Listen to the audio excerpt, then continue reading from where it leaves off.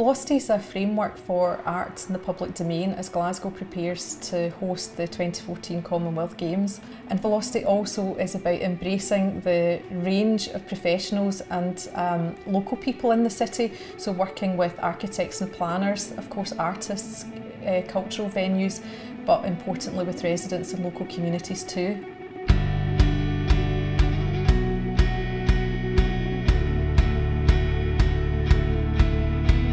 Any city which wants to stand on the world stage needs to have a good cultural and arts sector. It's a no-brainer. Glasgow's got that, but perhaps we don't shout about it enough.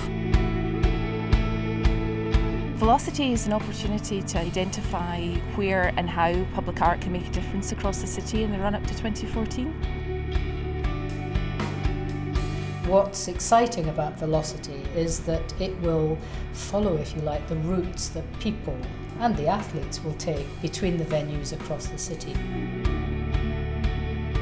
I think the VeloCity project's a very exciting opportunity, I think, to really improve connections within the city. The greatest thing about VeloCity is it's not just about individual parts, it's what we can do together. It's the conversation with people on the ground that you have to be there and develop and nurture. It's not a one-off. It's the start of a process, not the end. I think that sometimes there is an opportunity that only comes along every generation, and I think this is it for Glasgow.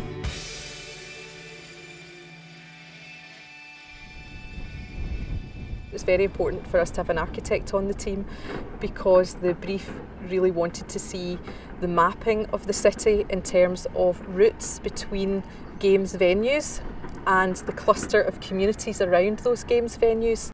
So the overall concept for the project was the idea of routes and clusters. The clusters being clusters of venues and the routes between the various clusters. So in the West Cluster you have the SECC complex, Scotstoun Leisure Centre, and we've moved in Ibrox into the West Cluster.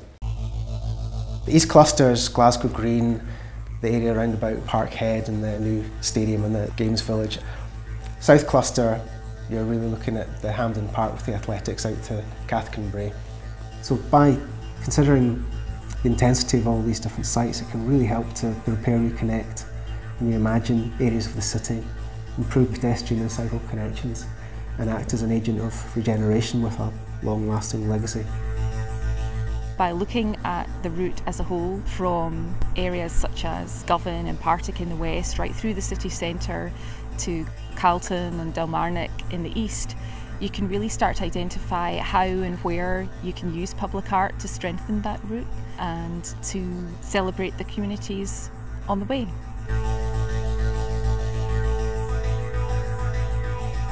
There is hardly a part of the city that hasn't been touched by art in some way. There are, however, some parts of the city where much more can be done. And those parts are very much to do with the areas where the Commonwealth Games is placing its priorities. Particular parts of the city that have been torn apart by the process of post-industrialisation, where the communities have not had the best of chances, where there have been very strong examples of poor health, poor education. Then in those areas I think the notion of art helping to repair a sense of confidence, a sense of pride, a sense of place seems to me to be incredibly important.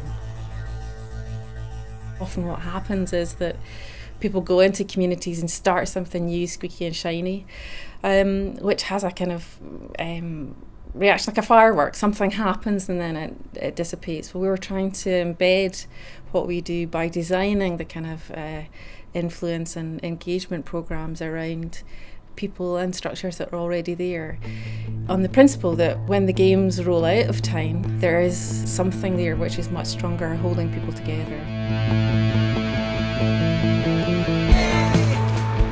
Part of the VeloCity brief was to undertake community engagement, and one of the ways in which we've done that was to roll out a series of events. The events included attending a number of local gala days and attending the Glasgow show and asking questions of a lot of local people about what they thought of the games.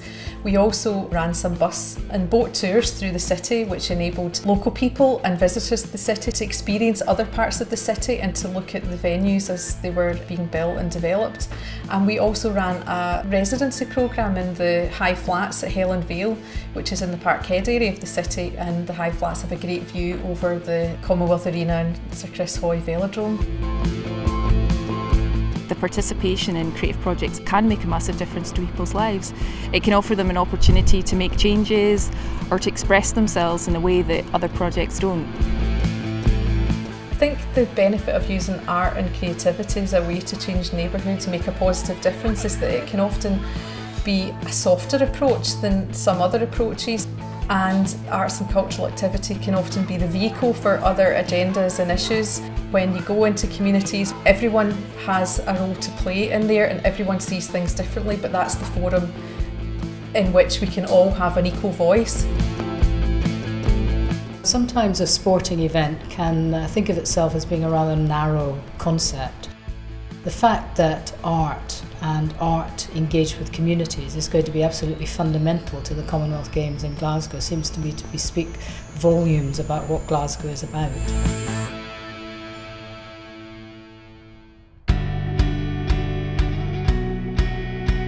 When you look around Europe, when you look at Asia, when you look at the US, they've perhaps been a bit better at selling public art.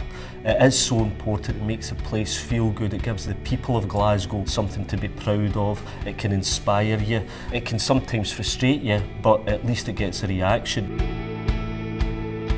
This operational plan is really the beginning of the journey, and in the plan, which is really a framework, we have suggested areas for action.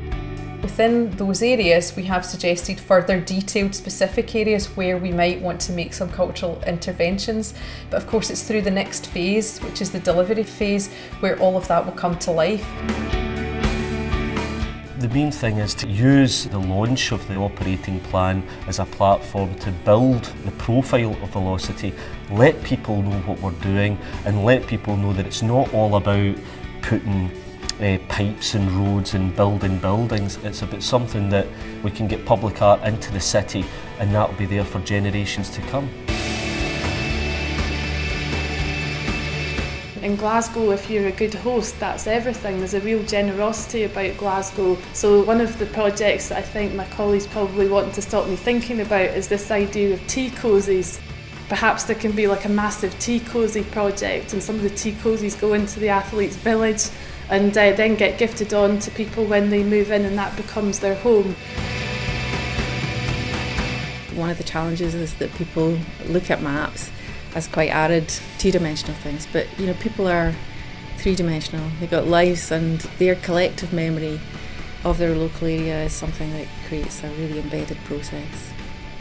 We might be coming and going on a project, but the local communities aren't going anywhere. They're still going to be there long after the time I've left. So it's building that sense of identity and that relationship that's really important.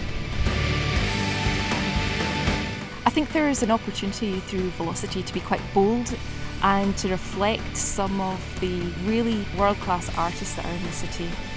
Some might say some challenging artwork, but actually I think it reflects what's vibrant and great about Glasgow.